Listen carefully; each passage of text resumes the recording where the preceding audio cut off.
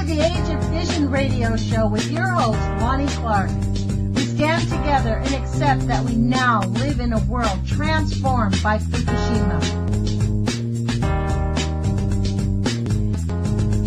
From 8 a.m. to 9 a.m. Pacific Standard Time here on UCY.TV radio. We relentlessly engage every ear that listens. We expose and confront the complete lack of accountability for the nuclear industry. Consider social engineering programs who view our bodies, minds, and souls as assets on a balance sheet. We discuss vital current issues. Interview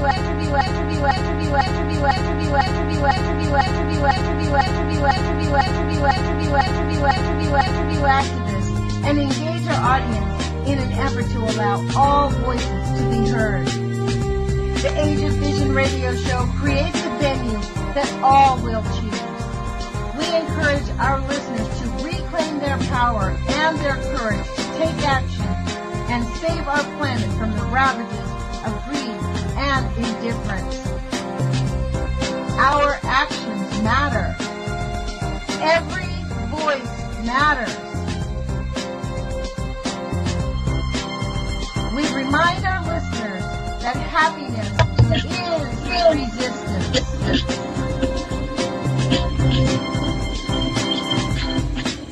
Love is greater than fear.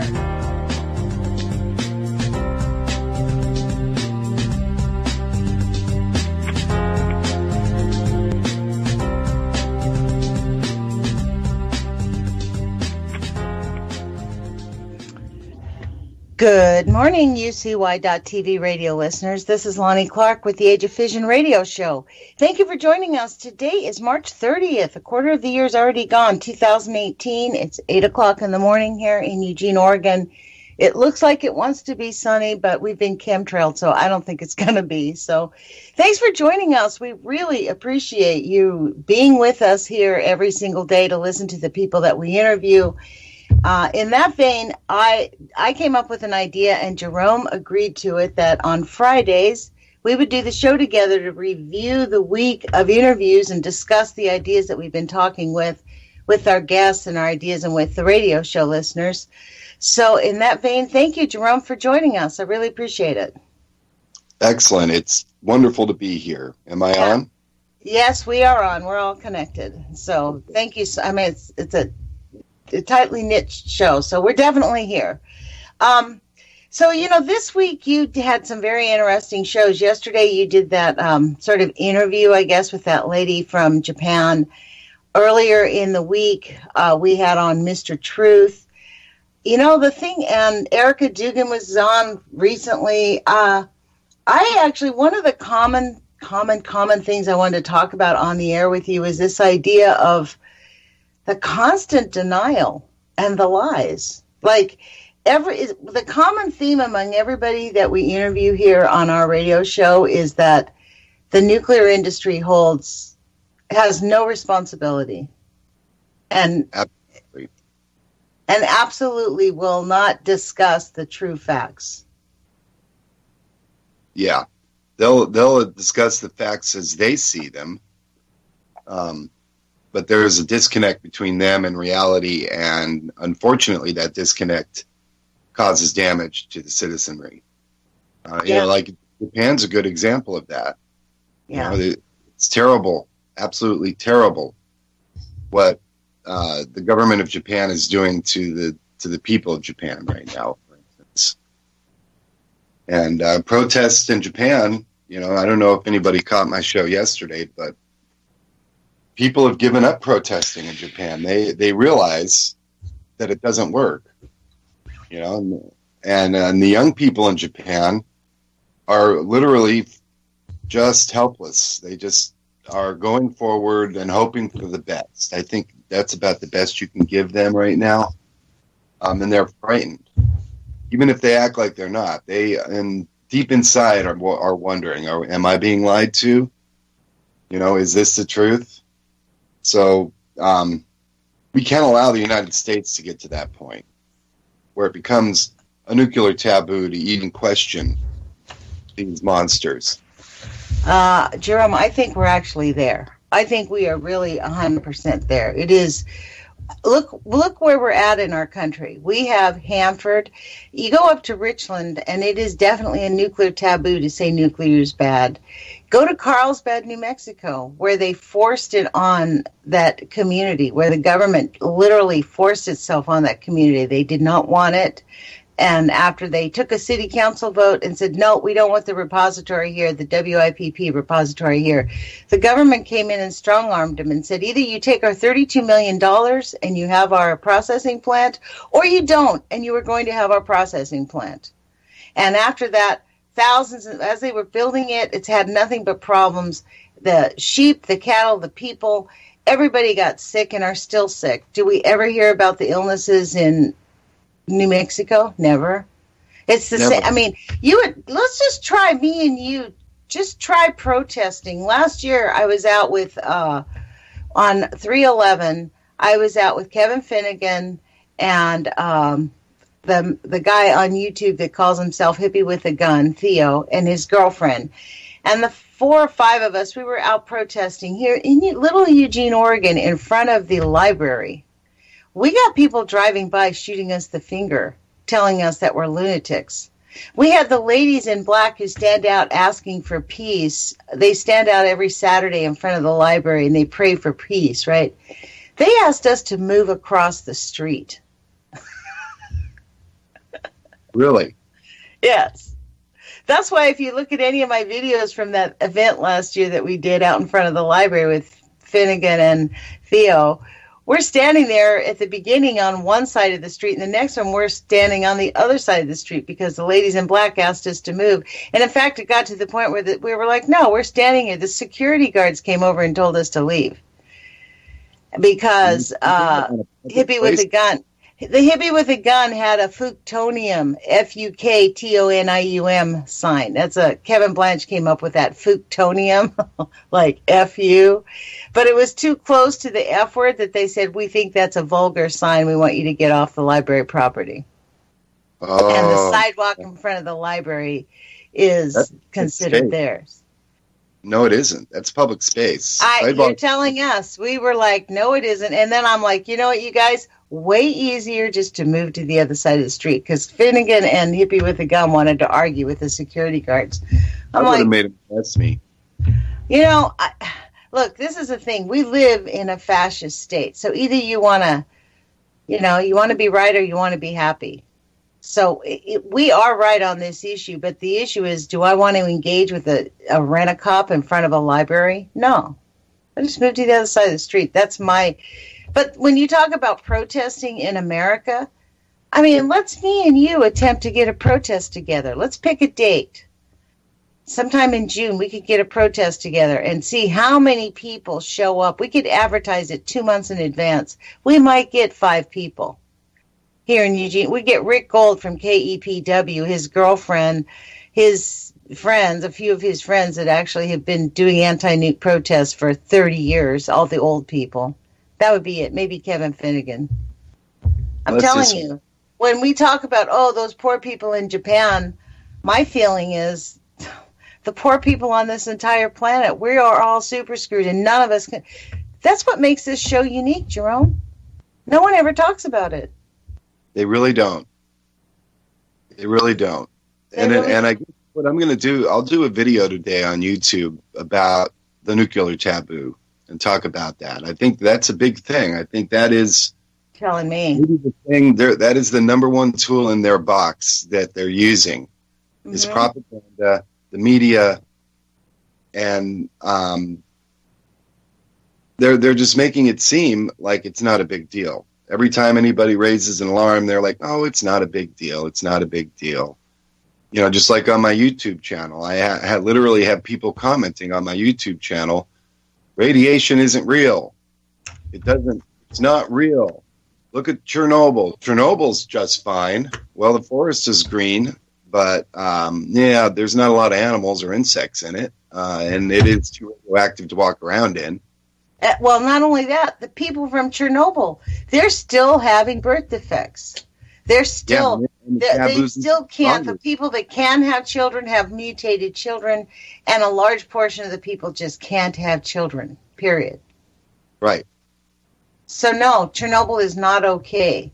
And neither is Hanford. Let's be clear. The people up in Richland have a really high rate of encephaly, of cancer, of heart disease. I mean, and frankly, I haven't really seen any statistics around WIPP, but I'm certain they're off the charts because there was an old documentary I saw about 2 years ago about this whole event. Their cancer rates in the film that they were talking about were very high also. So it is. I actually have a playlist on my YouTube channel called Nuclear Taboo because I recognized this about 2 years ago that I lost a friend over it, Jerome. I'd made a friend at school. She was about my age. And I was always talking, I'm doing the radio show and talking about this. And it was in the summertime. It was out. We were at night. And we went back to her house, and I was talking to her about Fukushima. She looked at me. She's like, if you can't stop talking about that, I don't think we can be friends. I'm like, what? She's like, yeah, I just can't do it. It's like, I know that you're right. I know I believe what you're saying. But if I really took in what you said, I'd have a nervous breakdown. So no, and I'm like, I'm not going to not talk about this. She's like, well, sorry. And literally, I had to leave her house. She threw the gauntlet down, drew a line in the sand, and I'm like, do I want to keep my trap shut just to maintain a friendship and pretend? That's like being in a fake marriage. I don't want to pretend that we're happy. You know what I mean? Forget that. I mean, it's... Yeah, and we have... Not being willing to cross the street. If you want your protests to get a little bit of attention... then have somebody get arrested at your protest. All of a sudden, it'll be on the news. And other people will see, what were they protesting? But I think that you have to have a clear... One of the things about protests is you have to protest the cause and propose a solution to the problem. And I understand people get mad. It's like, well, yeah, you keep pointing out that I need a $2,500 part for my car to make it work right. But you know what? And I know that, but I don't have $2,500. I'm sitting here reminding me over and over and over again that how much that $2,500 part would help is not doing me any good. And it's not getting me any closer to the part. So I think that people are frustrated that way, Lonnie. I think that they're like, enough. Obviously, we can't do anything about it. That's where Japan is right now. We obviously can't do anything about it. So you know what? Buck it up, Buttercup. That's where people are in their minds. And again, what is the solution, Lonnie? What is the solution? This stuff is out there. It's loose. It will continue to get loose. You cannot not encapsulize radioactive stuff. It just always gets out, no matter how careful you are with it. And over periods of thousands of years, we're screwed. We're super screwed. It'll get worse and worse and worse. And we continue to perpetuate it. And we continue to create these radioisotopes in reactors, and every time you create one, it takes a second to create it. And it takes 10,000 years for it to go away once you've created it. And in the meantime, it's deadly poisonous to anybody even nearby. You know what my answer to that is we don't have the solution. I mean, we do have some solutions. We do have the phytoremediation to actually clean up, and that is being suppressed. To me, the answer is first, we need to move our conversation into being real, allow doctors to give us medical answers. Allow the truth to happen. We need science. We need science to stop being captured by the capitalists, because really, they are not allowed to tell. It's like Mr. Truth, the hand in the mouth. That was pretty chilling. The hairs on the back of my neck stood up, so to speak, when he said the supervisor put his finger to his mouth, like in a shush motion, right? they are doing this regularly. That's the thing to understand. This is not like an isolated incident. It's all over the nuclear industry. And frankly, not just the nuclear industry, the technology industry. I mean, we have the worst perpetrators, the Duke brothers, who own Energy Solutions. And they could care less. They are really literally, what do you call those people? Not genociders, but... they try to cleanse the race. Like, they are eugenicists. They literally are eugenicists. Just like Trump is a eugenicist. He believes he has really perfect genes. He's got that Nazi mentality of it, genes matter. And it's, first off, I think we need to free the scientists from the technologists and allow them to tell the truth and find solutions. But I think a really important factor in our solutions that we're going to find here is for us to refuse to just feel defeated by it. Like, this is where the human spirit has to come into play, because it does seem like an insurmountable mountain. We have piled a lot of trash on top of ourselves. We were babies and abandoned by our parents, so to speak, in our infancy. So we've just been sitting in our excrement for the last 80 years.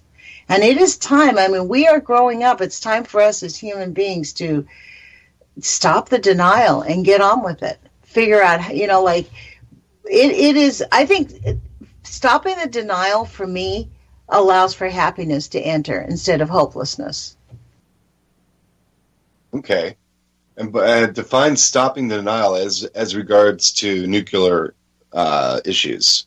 Well, first off, we have to allow doctors to be able to identify radioactive contamination and do thorough studies.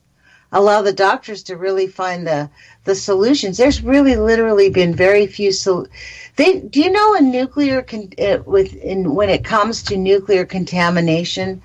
In every other scientific industry, they can test on animals and make a comparative rationale about if we harm a dog and this is how much it causes a dog to be harmed, we can translate that into human terms. Only with the nuclear industry, they do not allow that animal to human transfer of ideas. So in the nuclear industry, they don't allow a scientist, say, to study a monkey or a dog in their effects. Now, Dr. Gilmedi in New Mexico is still testing beagles for the last 25 years to see how little plutonium they can give a dog before it dies. And the dogs are all still dying. They've been doing this for over 25 years. The thousands and thousands of animals that they've been torturing. This is what I mean by scientific freedom. That is outrageous that our government is funding to pay a scientist to torture dogs all their lives. Thousands and thousands and thousands of dogs for over 25 years.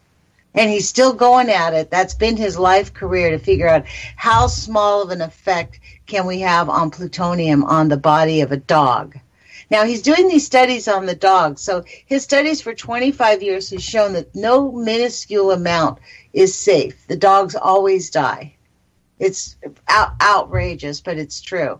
You'd think at some point they would stop funding him and saying, yes, it's, the smallest little tiny drop of an ounce, a little tiny eensy-weensy bit. There's nothing we can do. Keep this stuff out. Let's move on to a different study. Yeah, preferably one that doesn't kill dogs. Jeez.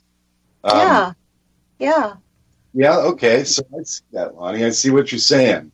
So the denial is the muzzling of science and the muzzling of medicine. Precisely. And the muzzling of the people through propaganda, for that matter. And hopelessness. It's precisely what's happened to the people in Japan. They're like, there's nothing we can do about it. Well, the nuclear taboo is part of the denial. We do have the denial here. Look at all the so-called water protectors we have going on in Alaska and Canada, around St. Louis, around the pipelines. Do they even talk about the nuclear pollution that's coming out of those fracking wells? Do they talk about the uranium that's being pushed out? Like, this is the thing. They're uranium mining and the fracking, the nuclear contamination, it's all mezclado. They've mixed it all up so that the issues aren't clear. Do you get what I'm saying? And this is intentional. I believe it's intentional so that people, and the so-called water protectors here in the United States have zero interest in talking about the fact that we have tritium and nitrates in our water at such a high level, and we can't really get either one out. I mean, the water protectors are talking about we need to save our water, we need to save our salmon. Well, too late. Don't eat the salmon. I mean, the salmon are a done deal because Fukushima radiation, the radioactive contamination from Fukushima, is still, to this day, 8 years, pouring in to the Pacific Ocean, to the point where I pulled up an article yesterday, which I plan on doing a video tonight, about the Woods Hole people, Ken Buesler from Woods Hole, right? That guy did a study in 2011 that actually showed his recommendation was that the ocean is too big, nothing could happen. It's no harm to human health because of the exposure to the massiveness of the ocean. That's essentially what the article says. Yes, we find cesium in the water. Yes, there's contamination, but the solution to pollution is dilution. That's their answer. Now, 8 years later, they're saying, oh my goodness, we have elevated cesium-137 levels off the entire coast, the West Coast. Yeah, and it's steadily increasing. It's steadily increasing. And this is the thing. Fukushima is a worldwide emergency in my view. World War II levels were, Lonnie. Right after World War II with all the explosions and testing. Mm-hmm. Okay. All of that combined. Yeah.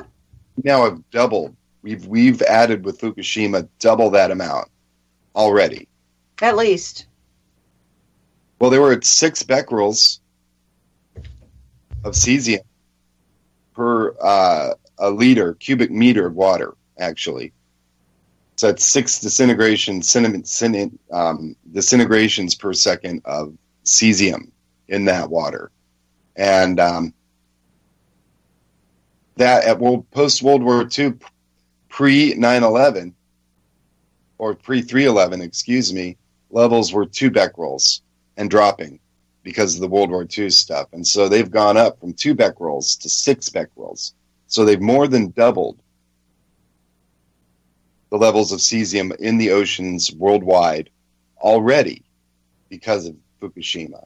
And the trend continues upward, and there's no way to stop it. It will get worse and worse and worse. They can't literally even get close enough to these reactors to do anything. They just have to just pour water over them. More than anything, at this point, not even to keep them cool. They're pouring water over them to shield against the gamma and the neutron radiation that's pouring off of these reactors. The cores are blowing neutron and gamma radiation all over the place. Neutrons actually stick to other things and make them radioactive. Neutrons actually make the very air itself radioactive. They hit atoms in the air and stick to them and turn the atoms in the air into heavier atoms, which are unstable and therefore radioactive. At this point, and the water's flowing over and dissolving it and out to the ocean. And at this point, I don't know what to do. I don't know what to even say. And the Japanese government is now shutting. Okay, we're done cleaning up now. Yeah, we got a little mess here at the power plant site, and that's what they have the world thinking, is that Fukushima's over. It's over. It's been over.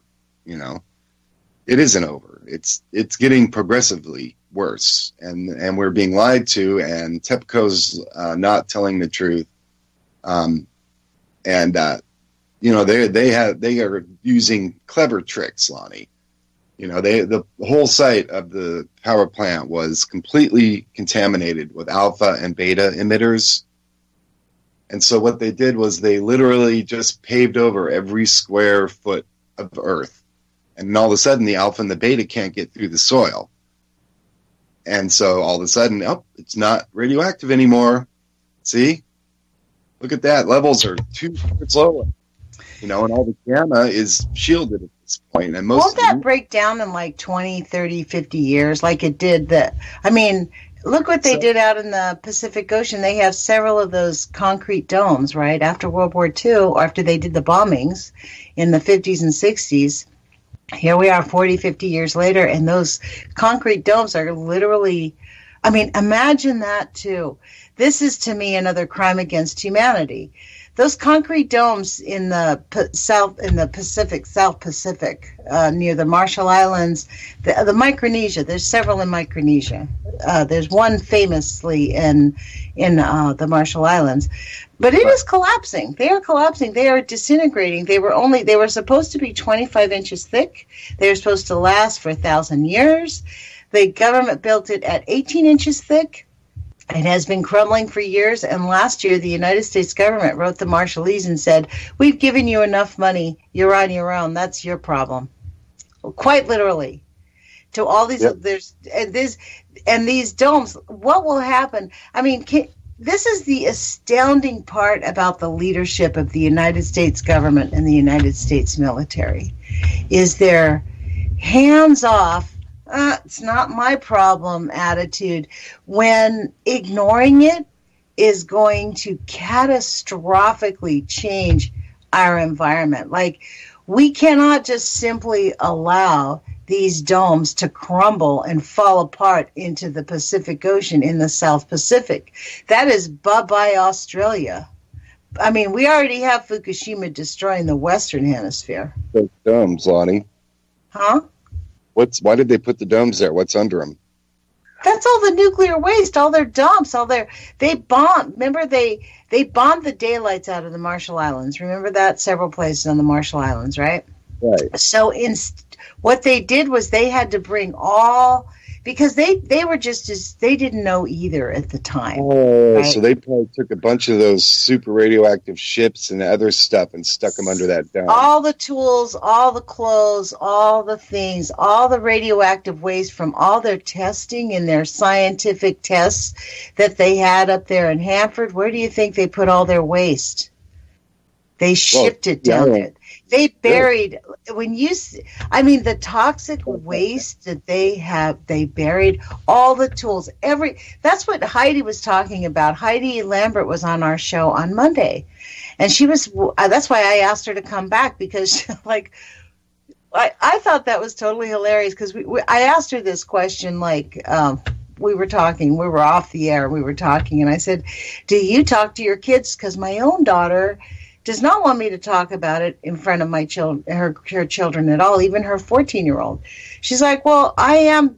Heidi said, yeah. She goes, I grew up in Richland. Yeah, we talk about it. But so she came up with this idea to explain what nuclear waste was. And so they went and just bought a bunch of candy and made nuclear waste out of candy. You know what I mean? To show the analogy of, you have this type, all these different types of things. It was tools, it was clothing, it was scientific waste, it was waste from the rods, it was just everything, and they buried it, and then they put the dome over it, and it was proposed to be 25 inches thick.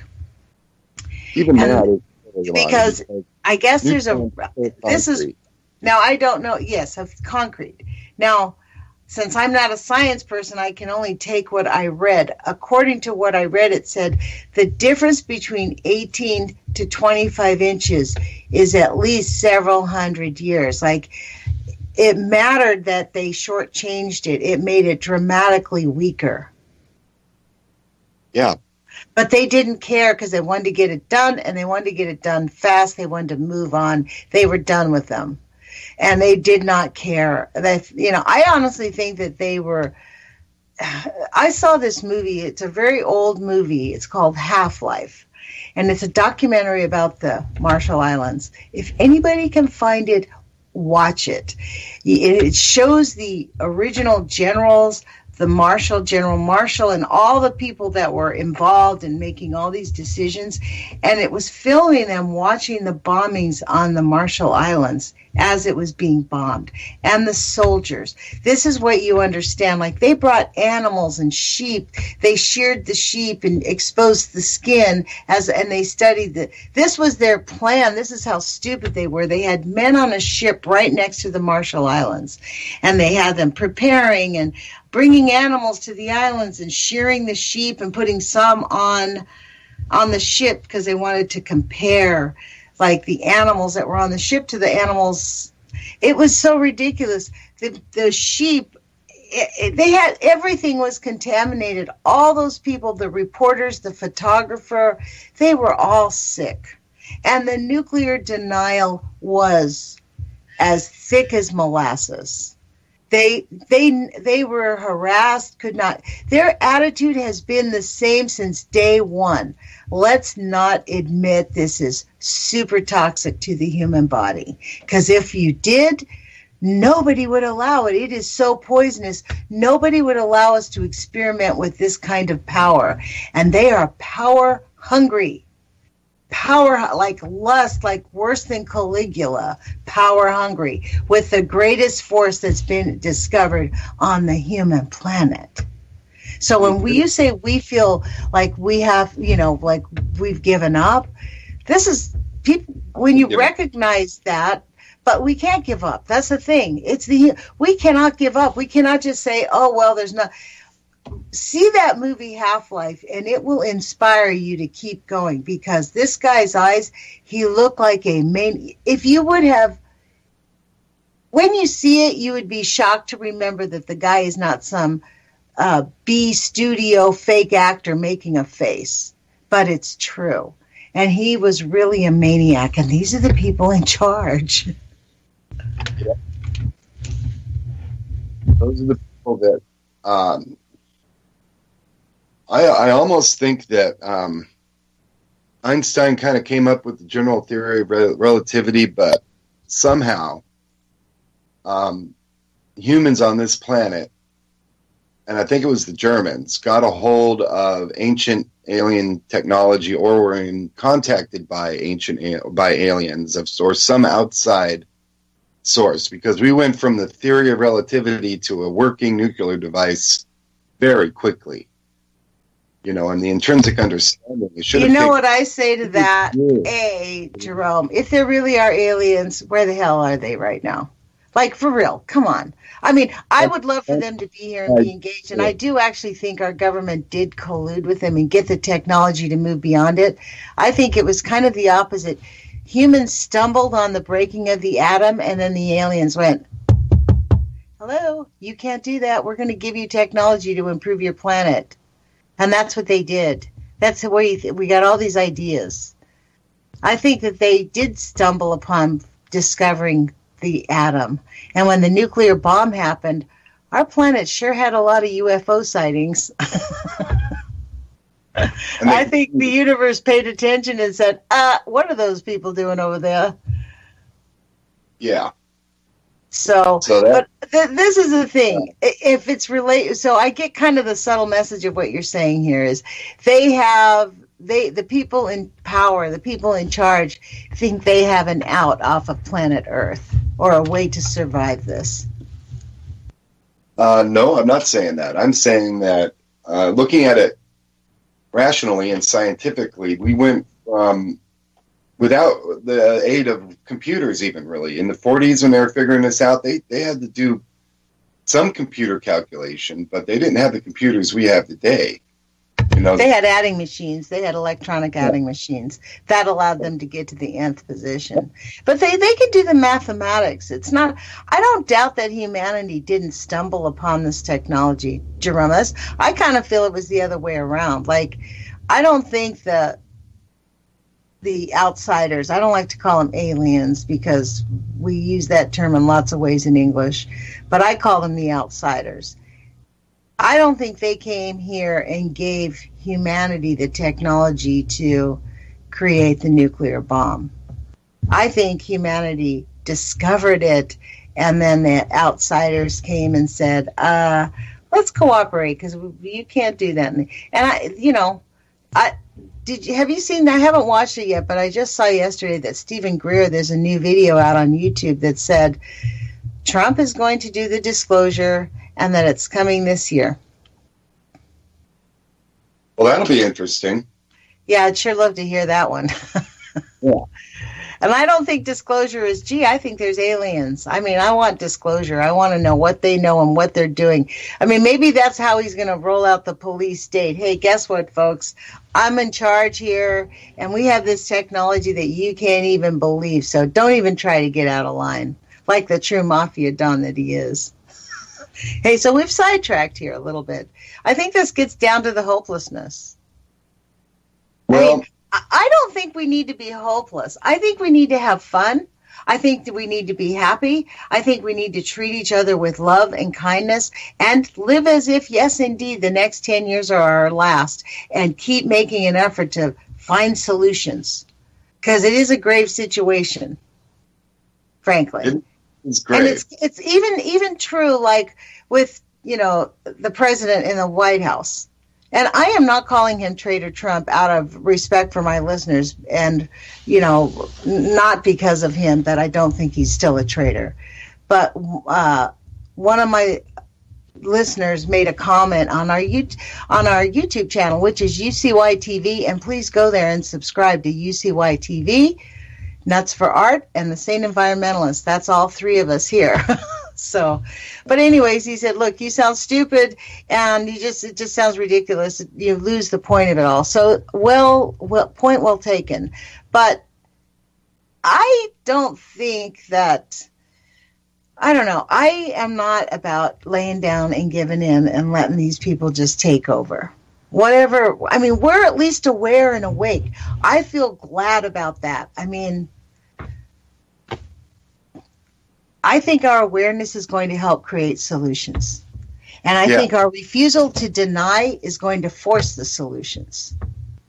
Yes. And so what it is we the people, the citizens, the poisoned ones, need to unite and stand up against the further. See, and that's the thing about the nuclear. Not only do you need to clean up the giant messes that you've already made, but you need to quit making them, and that's exactly what's going on. Is the part of the new Trump mission is, oh my God, we got a good Cold War going again. Think about it. They're expelling diplomats. We're expelling diplomats. What's now? They claim to have a hypersonic nuclear cruise missile which can stay airborne literally forever, and and torpedoes which go so fast that sonar can't even pick them up. And so what we're getting ready to see, and what we're actually engaged in right now, is a new Cold War. And that part of that new Cold War is going to be the reigniting of our nuclear industry behind creating new plutonium, because the old stuff apparently won't work because they're dumping it. Creating new plutonium in order to make new triggers for new warheads in our new hypersonic things that we have too. So we're going to continue to make this mess unless everybody stands up and says here and in Russia and in China and all over the world and goes, enough. That's it. Enough. But I don't know. How many million people are going to have to die before that actually happens? Once you start seeing mass casualties, and there's no way to deny anymore that, this is definitely induced by radiation, and we have problems. It won't be until millions of people are sick and dying that they finally say that and start to give a damn and care about what's going on. So, and then people will really actually get up in arms about it, and they'll demand change. And change, that's the only way that change happens. And I hate to say it, I agree with you completely. But I think it's going to have to come on the heels of a nuclear bomb being dropped, which I think is imminent. I've been saying this for over a year. I think for sure before 2018 election, we're going to see a nuclear weapon being used somewhere. Also, it really serves several purposes when you think about it. It's kind of like a win-win for them considering their nuclear denial, because George Bush Sr. gets his wish to see a nuclear weapon used for deterrence and war before the war starts. So, and he's going to die, so he gets his lifelong dream fulfilled. He gets to watch people die. And then, you know, the whole thing with the nuclear weapons is they want to have an excuse about why there's contamination all over the planet, because a lot of these nuclear facilities are about to start leaking badly. I mean, there are nuclear facilities. The NRC is beginning to allow nuclear facilities to stay open and continue to leak, like Indian Point. It's well over 66,000% higher of tritium allowable by the NRC. Well over that, and they are still not closing it. So that's just in the United States. Think of Fukushima. How much longer can Fukushima continue to do what it's doing without being hit by an earthquake? Probably not much longer. So, and then, you know, I mean, and maybe also, if they do it before 2018, they'll have a reason why they say they can't do the Olympics in 2020. God, I hope that they decide to not do that. But they're full of they're going home, and that's part of another part of the nuclear taboo. Is we have the Olympics even. We're clean. Yeah. That was super sad. I keep hearing that woman. What was that lady's name yesterday on your radio show? Her first name? But the activist lady. Yeah, from Japan. Man, you had to kind of listen to that almost twice to really be able to understand her. But yeah, she was absolutely right. Her solution is just to keep going no matter what, and reach a few people, and maybe that'll make a difference. But you'll know that you've done the right thing. Well, she was saying exactly what we're saying. We need millions and millions of people. We need a lot of people to take to the street to say no more. We need the facts. We need studies. We need to protect our children as best we can. Okay, let's face it, we have it. And I really loved her point of view when she said, I respect everybody's position, because people that are leaving are being harassed. People that are staying, they're saying something. We have to respect everyone's decision. I came to that conclusion in St. Louis, as a matter of fact. That was where I had to, and I had to apologize to the people of St. Louis, a couple people. I personally called them up and apologized and said, look, I did not realize that my thoughts came over as so judgmental, because when I first found out about it, I'm like, God, you guys should leave. Go live in your car. Like, that's outrageous. But that's when you recognize that many communities are just as contaminated, and besides that, it really, even there is no place to leave. It's your home. Right. I mean, America is like becoming a refugee from the environmental collapse that's been caused by nuclear and chemical pollution. I mean, if we had to leave our homes because they were contaminated, many people couldn't even live in their communities. Millions and millions. Yeah. You know, and there's the old, do you have 3 months worth of rent and utilities and food money ahead at all times? They say 6 months. That's really where a financial advisor will tell you 6 months. 3 months is bare minimum. That's what they tell you. 3 months is bare minimum. 6 months is, you know, if you can leave and travel. Jerome, I want to thank you, though, because in the back of my head I keep hearing that phrase, the poisoned ones. Did I say that? Yes, you did, ma'am. That's stuck in my head, the poisoned ones. That's exactly what we are, the poisoned ones. Yeah. We the poisoned ones. It's sad. I mean, and we've all got it. I grew up on the Colorado Plateau, so, you know, I got dosed when they were in heavy production at Rocky Flats, you know, all through my childhood. I had massive neurological problems as a kid. I had hyperactivity. I had attention deficit disorder. I had learning disabilities. And as you can see, I'm obviously... What did you eat as a child? Did you eat an American diet, or did you eat a clean diet?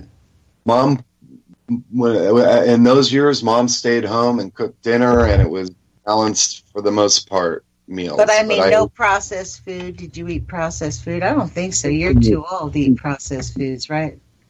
60s and 70s, they were just starting that, but most stuff was homemade. You know, Mom did cook out of a box. Yours was just definitely a neurological problem. The reason I ask is because if you eat that food, those are the symptoms of that. And you eat that chemical food, that's the reaction. But in the 60s, no. This is the thing. Even my brain stretches to say, okay, what else could have caused it? This is what I mean by the nuclear denial. Our brain's like, boom, we're immediately obedient to the nuclear gods. Right. Exactly. You know, and if you look, I know it was metals, it was heavy metals of some sort. That's the conclusion I've come to, that I was poisoned by heavy metals. And I remember tasting metal in my mouth day after day in living in Colorado. Keep in mind, this was back in the era of leaded gasoline and gas hogs. You know, cars that got 4 miles to the gallon. You know, where the haze in Denver would get so thick that you couldn't even see downtown from a mile away. You know, but then early in the mornings when there wasn't much smog, you could see the Rocky Mountains in a way that you cannot see. I can guarantee. Did your family have any cancer, or were you the only one? Like, was anybody else have neurological or autoimmune disease or schizophrenia, diabetes, cancer, or sterility, or, grandchildren have, like, autism or birth defects? So far, our gene pool seems pretty clear. That's good. Except you were affected by as a child. I was affected by some heavy metal poisoning, I'm convinced. And it affected my whole life. It tasted like metal. Well, that's, when you get nuclear contamination, you taste metal in your mouth. Right. And nosebleeds. I used to get a lot of nosebleeds as a kid. Wow. And again, back to the video or the radio show from yesterday, She pointed out at the very end that nosebleeds are a key indicator of nuclear poisoning in children. Mm-hmm. That in Fukushima, there was not that many nosebleeds, and then post 2011, all of a sudden, many nosebleeds. She's like, there's no scientific connection, perhaps, between them, but you notice things as a person and a mother. There is a scientific connection. They're just not keeping the data. They're doing exactly what the nuclear industry has mandated. Do not keep track of it. Finger over the lips. Shh. Right. The citizens demand a radiation map of the Fukushima prefecture of the soil, so they know where it's safe to go and not. And the government has not even done one. What they need to know is it's not safe to go anywhere. Even if they decontaminate it, the way the dust blows around, it's everywhere again. Yeah. It's beyond comprehension that the world is ignoring Fukushima. I mean, I don't mean to sound like a broken drum here, but the woman in that interview, and I wish I could remember her name. I'm struggling. Do you remember her name? We'll find out what her name is. Yeah, please look it up. But it really is astounding. You know, that's exactly what she said. We need millions. We need a lot of people. And people need to understand that we have the power to stop them. But, you know, they're mining uranium still, which is just as poisonous. They're still mining uranium because they plan on developing the nuclear industry. This is not, they're not at all dismayed about the millions of deaths that are going to happen. If they drop a nuclear weapon, and I don't think it's going to turn into all-out war. I think it's going to shock the world. They're going to go, oh, my God, we won't do it again. They might drop two like they did, but the bombs they drop now are nothing like they have then. You know what I mean? Like, we are going to see massive. So what will happen is that will shock them. They're going to go, we're going to be a peaceful nation, but we're still going to have the friendly atom campaign to come out of that. The peaceful atom. Hey, Hitomi Kamanaka. Atomi? Hitomi, Hitomi. Hitomi Akanaka.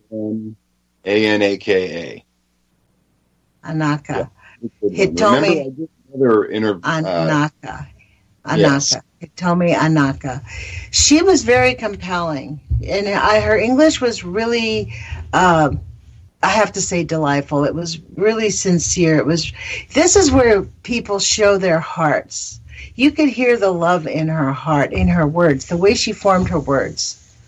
And it was really like, I could not have agreed with her more that we do have to accept people's decisions about where they're going to live and why they're going to live there, because we are the poisoned ones. Yeah. Oh. And we are the poisoned ones, but what we need to do is we can make those choices in our own lives and live by example. And detox. Continue to detox. Your lifestyle has to be about, allowing your body to shake off as much of it as it can. And that means be a friend to your body and not eat the plastics and the chemicals. Yeah. Yeah, I recently changed my diet and to a much simpler diet, just meat and vegetables, basically. Pretty much have eliminated grains and sugars for the most part, and all processed foods or fast foods or candy or all that. And I feel 100% better just in 2 or 3 weeks of doing that. So there is that. Me too. It's been months. It's been a few months for me, but I'll be honest. And when I was younger, I used to be very strict about it. And then as I grew older, I came to Eugene, and my habits sort of got flexible. I'd say that because of the people I was around.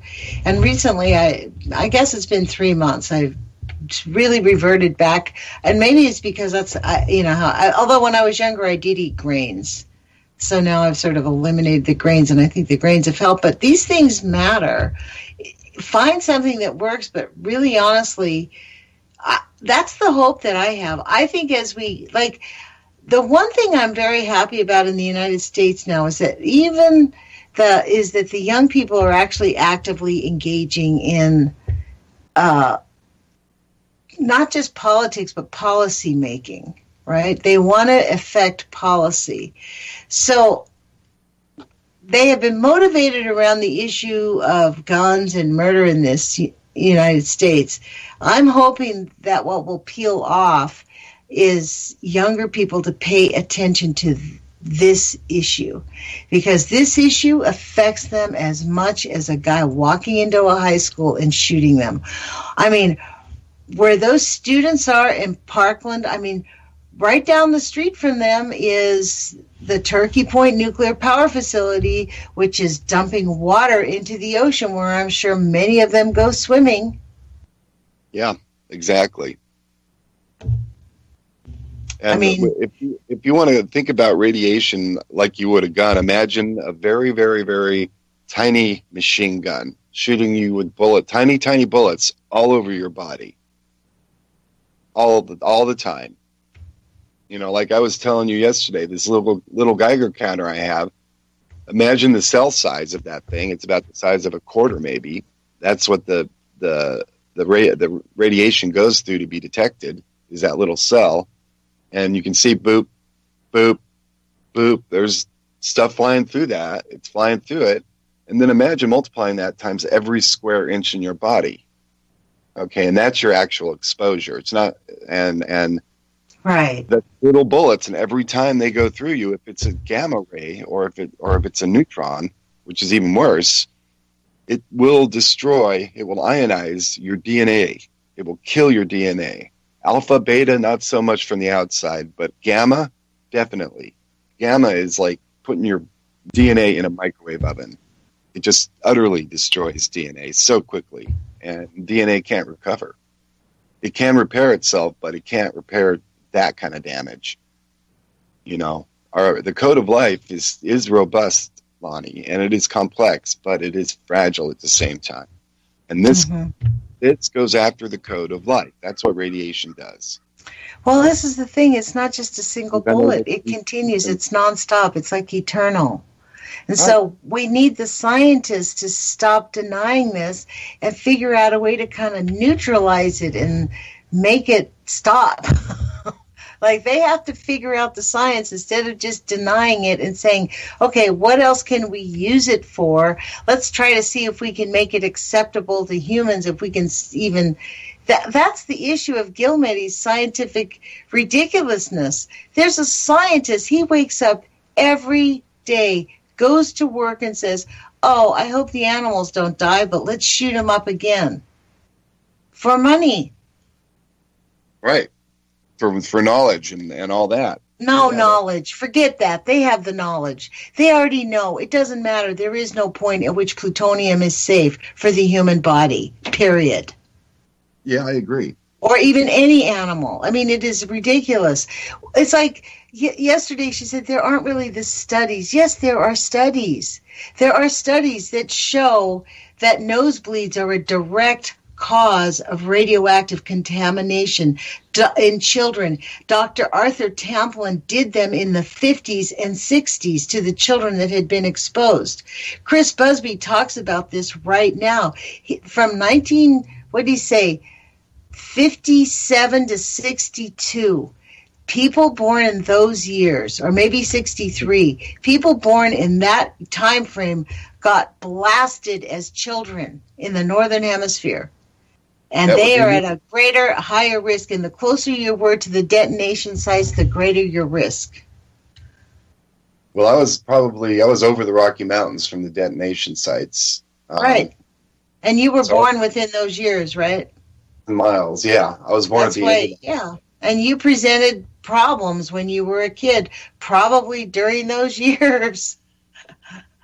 I mean, shortly after it, when all the contamination was, you were just a little kid breathing and living in the dirt. I grew up on Air Force bases. Oh, yeah. Well, think about it. An Air Force base is probably one of the most contaminated places there are. And that was back when, like in Lowry Air Force Base, I don't know if they still fly planes out of there. No, not Lowry. Yeah, there was Lowry. And then I was born on F.E. Warren Air Force Base in Cheyenne, Wyoming. Right down the street from and I would venture to say that for your entire life until very recently, it never occurred to you that you had been radioactively contaminated. Yeah, background in Denver right now is between 0.4 and 0.6 microsieverts per hour. Wow. I can say that with confidence because it's worse in Denver than it is in Fort Collins. But, how we go 0.08, 0.06, oh my God, 0.1. Well, make that the 0.4 to 0.6 plus digits after that. It could be 0.466. It's much more radioactive there. The machine gun is much more active there, blowing DNA apart. But keep in mind, that's alpha and beta versus gamma. Okay, the only way you get gamma radiation is if you have an atom split. Okay? A lot of people don't understand that things degrade, but they're not splitting. Okay? And when they degrade, they emit alpha and beta. And occasionally 1 or 2 gamma rays. Things that are fissioning or splitting, they produce massive amounts of gamma rays and massive amounts of neutron flow. And those are the really deadly forms of radiation. Neutrons actually, to the atom, can make the atoms in your body. Hey, Jerome, I'm going to interrupt you. We have 30 seconds left. But I really still want to get that question answered. Did you ever think about your contamination to nuclear contamination growing up prior to Fukushima, prior to understanding any of this? Prior to today, no. Wow. Okay, well, see, that's what we're talking about, the nuclear taboo. So that's going to be the title of today's show, In the Nuclear Taboo. You've been listening to Jerome Hebert, my co-host on the Age of Fission radio show.